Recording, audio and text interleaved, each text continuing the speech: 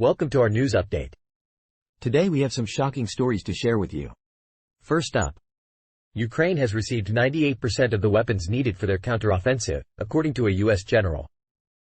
However, the situation in Ukraine remains tense as reports suggest that Russian interrogators have been cutting the throats of Ukrainian prisoners.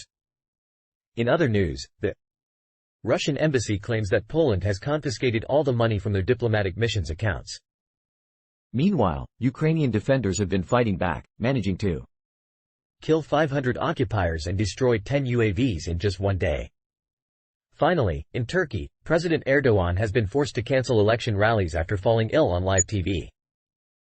Let's get started and dive into these stories.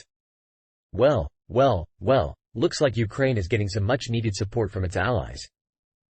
This is a positive development in the ongoing conflict with Russia. Yes, Barack, it's great to see Ukraine getting the help they need.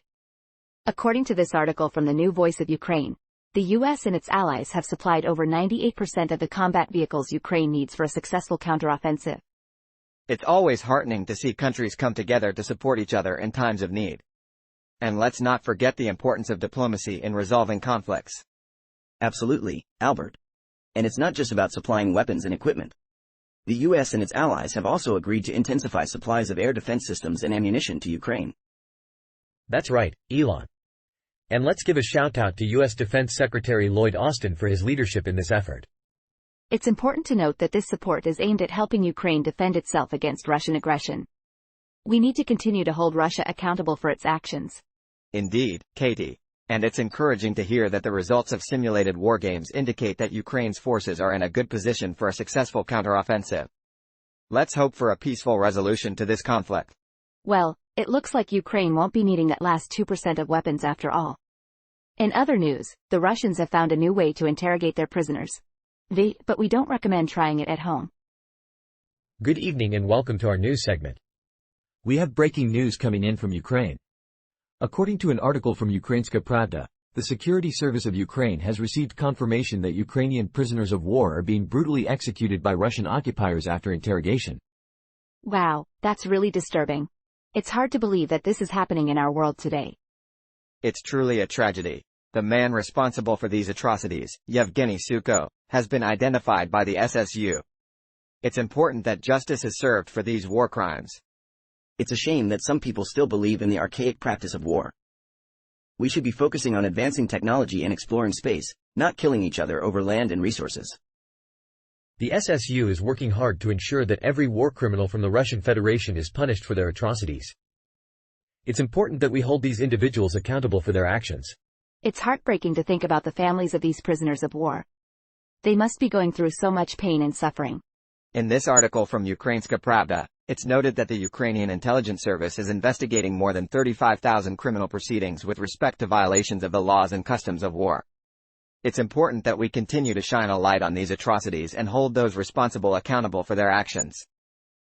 Let's hope that one day we can live in a world where war is a thing of the past and we can all work together to make the world a better place.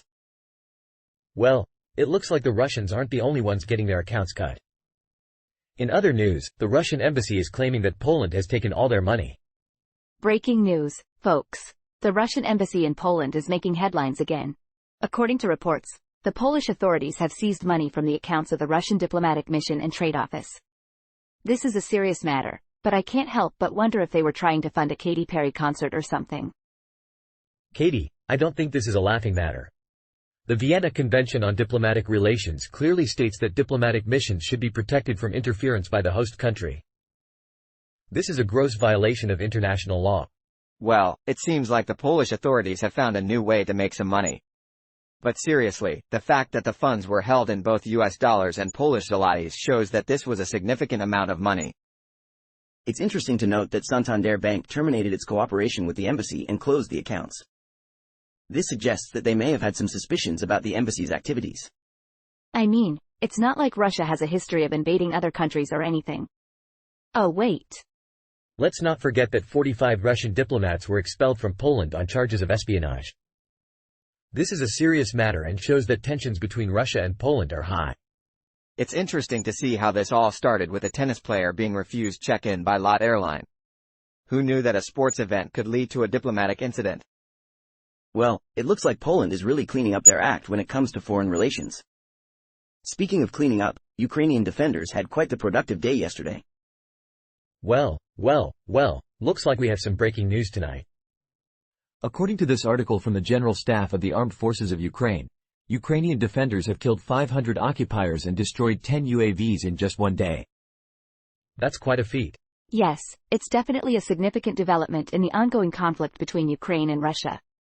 It's important to note that this data is still being ascertained, but if it's true, it could have major implications for the region. Well, Katie, I think it's safe to say that this news is not exactly rocket science. But it is important to consider the larger context of the conflict and what this means for the future. Absolutely, Albert. It's also worth noting the significant losses that Russia has already suffered in this conflict. According to the General Staff of the Armed Forces of Ukraine, they've lost nearly 200,000 soldiers, as well as a significant number of tanks, vehicles, and UAVs. And let's not forget the human toll of this conflict. It's easy to get caught up in the numbers and the politics, but we must remember that there are real people on both sides who are suffering. That's right, Barack. And it's important for us as journalists to remain impartial and present the facts as they are, without taking sides or getting caught up in the emotions of the situation. Indeed, Katie. As journalists, it's our duty to inform the public and provide them with the information they need to make informed decisions. And in this case, the information is clear. The conflict in Ukraine is ongoing and has significant consequences for the region and the world.